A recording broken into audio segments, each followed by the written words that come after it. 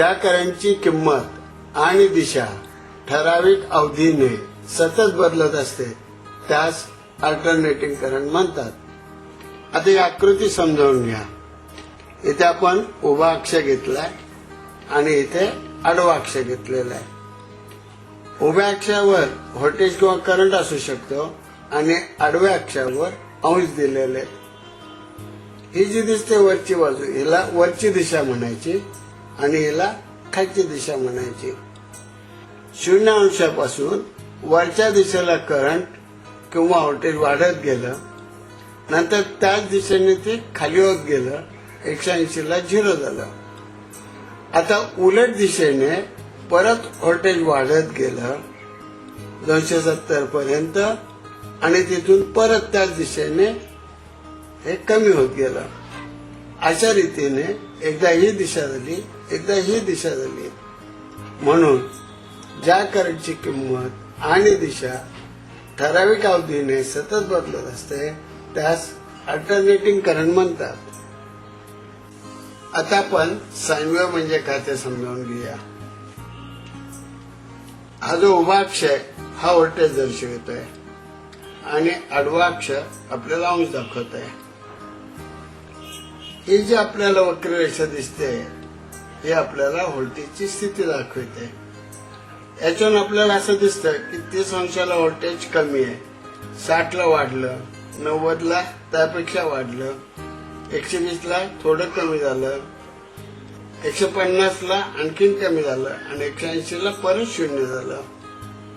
यावरून आपल्याला असे म्हणता येईल की एसी व्होल्टेज अथवा करंट यामध्ये क्षणोक्षणी होणारे बदल आलेखात ज्या वक्ररेषेने दर्शविले जाते तिला साइन वेव्ह असे म्हणतात. अल्टरनेशन 0 अंशापासून ते 90 अंशापर्यंत व्होल्टेज वाढत गेलं, 90 अंशापासून 180 अंशापर्यंत कमी होत गेलं, नंतर 180 अंशापासून 270 अंशापर्यंत वाढत गेलं आणि 270 पासून 360 अंशापर्यंत कमी होत गेलं. 0 अंश ते 180 अंश यामध्ये एक बदल झाला त्याला अल्टरनेशन म्हणतात आणि हे वरच्या बाजूला असल्यामुळे याला पॉझिटिव्ह अल्टरनेशन म्हणतात. तर 180 अंश ते 360 अंश हे दुसरं अल्टरनेशन झालं, याला निगेटिव्ह अल्टरनेशन असं म्हणतात. यावरून आपल्याला असं म्हणता येईल की एसी व्होल्टेज अथवा करंटच्या अर्ध्या सायकलला अल्टरनेशन म्हणजेच बदल म्हणतात. 0 अंशापासून 90 अंशापर्यंत, 90 पासून 180 अंशापर्यंत, 180 अंशापासून 270 ला आणि 270 पासून 360 यामध्ये जे बदल होतात त्याला सायकल म्हणतात. आता आपण त्याची व्याख्या पाहूया. एसी व्होल्टेज अथवा करंटच्या एका पूर्ण फेऱ्यास सायकल म्हणतात किंवा पॉझिटिव्ह आणि निगेटिव्ह अल्टरनेशनच्या एका पूर्ण संचाला सायकल म्हणतात. यासाठी सायकल हे चिन्ह वापरतात. फ्रिक्वेन्सी एसी व्होल्टेज अथवा करंटच्या एका सेकंदात पूर्ण होणाऱ्या सायकलच्या संख्येस फ्रिक्वेन्सी म्हणतात. यासाठी एफ हे अक्षर वापरतात. फ्रिक्वेन्सीचे परिमाण हर्ट्झ असून त्यासाठी HZ हे अक्षर वापरतात. आता आकृतीत आपल्याला असं दिसेल की इथून इथपर्यंत एक सायकल झाली, इथून इथपर्यंत दुसरी सायकल झाली, इथून इथपर्यंत तिसरी सायकल झाली आणि इथून इथं चौथी सायकल झाली. म्हणजे एका सेकंदामध्ये जर 4 सायकल झाल्या त्याचा अर्थ फ्रिक्वेन्सी 4 हर्ट्झ आहे. पिरियॉडिक टाइम उर्फ टाइम पिरियड म्हणजेच वेळ. आता तुमच्या लक्षात येईल की ही जी व्होल्टेजची साईन वेव्ह आहे ती इथून सुरू होऊन अशी येऊन इथे येईल. आता हा जो मधला वेळ लागला त्यालाच पिरियडिक टाइम किंवा वेळ असे म्हणतात. आता याची व्याख्या पाहूया आपण. एसी व्होल्टेज अथवा करंटची एक सायकल पूर्ण होण्यासाठी लागणाऱ्या वेळेस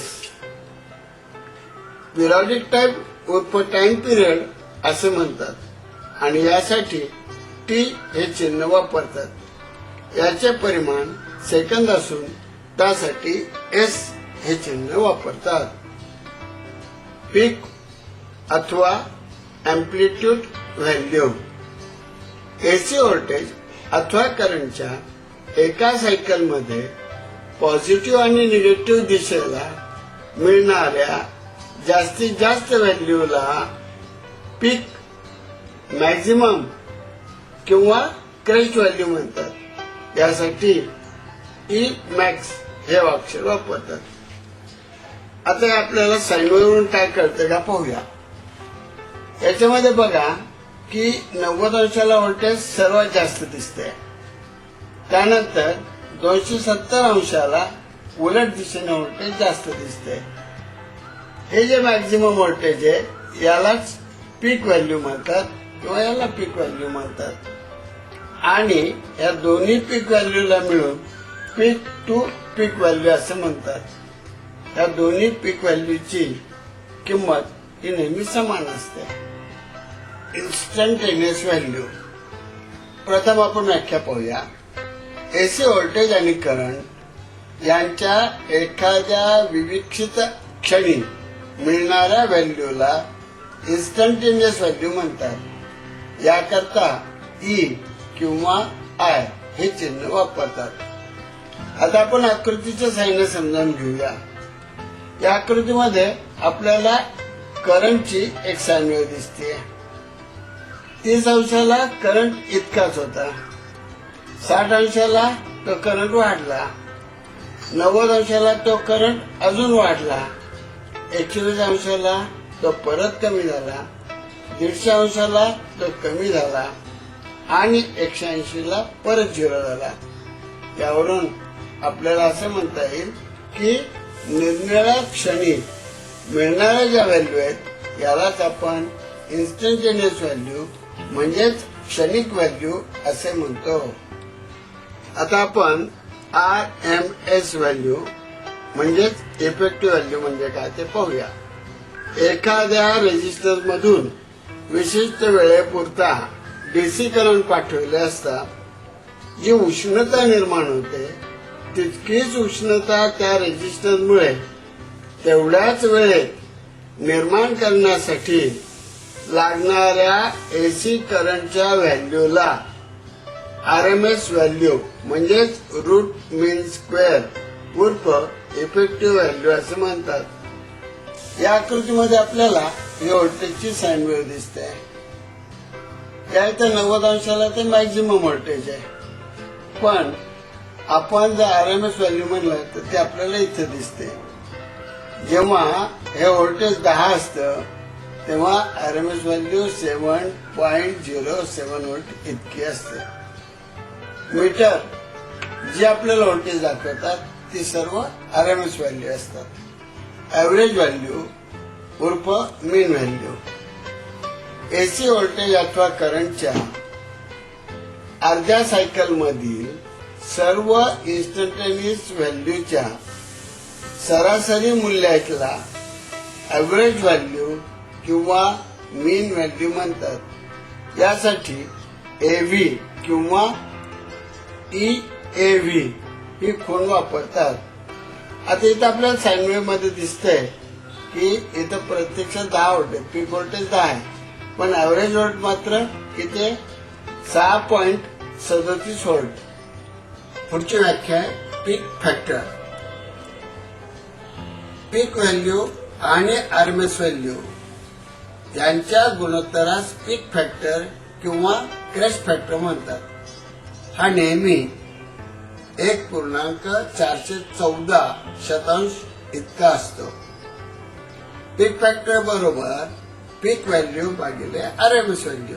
म्हणजे ई मॅक्स भागिले 0.707 मॅक्झिमम बरोबर 1.414 इतका असतो. पुढची व्याख्या आता आपण पाहूया.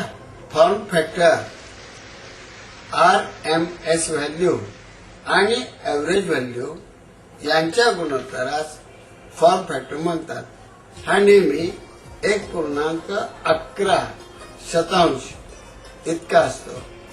फॉर्म फॅक्टर बरोबर RMS व्हॅल्यू भागिले एव्हरेज व्हॅल्यू म्हणजे 0.707 भागिले 0.637 बरोबर 1.11 इतका असतो.